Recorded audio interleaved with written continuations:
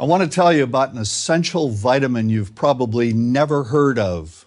If you're a parent or plan to be one, it might be more important to your child's growth than all other vitamins combined, and only you, a parent, can provide it.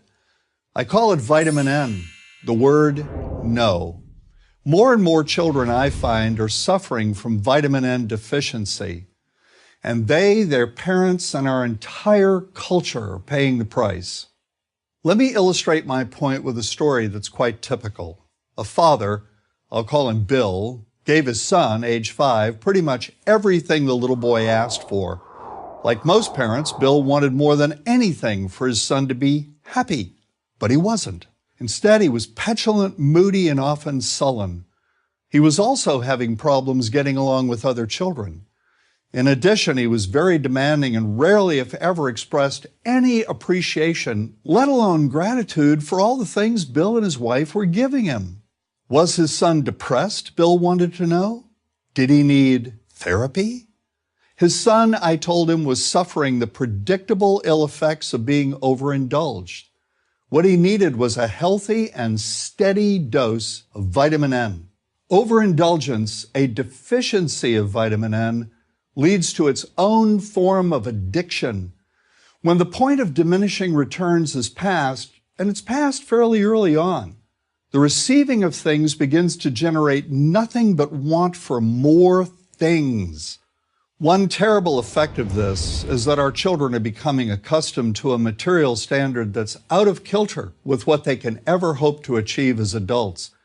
Consider also that many, if not most, children attain this level of affluence not by working, sacrificing, or doing their best, but by whining, demanding, and manipulating. So in the process of inflating their material expectations, we also teach children that something can be had for next to nothing.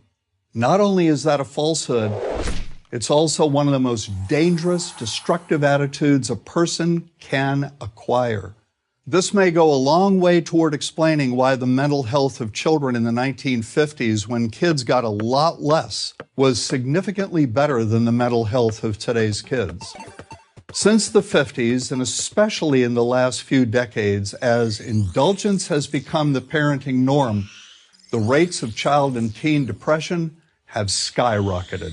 Children who grow up believing in the something for nothing fairy tale are likely to become emotionally stunted, self-centered adults. Then, when they themselves become parents, they're likely to overdose their children with material things. The piles of toys, plushies, and gadgets one finds scattered around most households. In that way, overindulgence, a deficiency of vitamin N, becomes an inherited disease, an addiction passed from one generation to the next.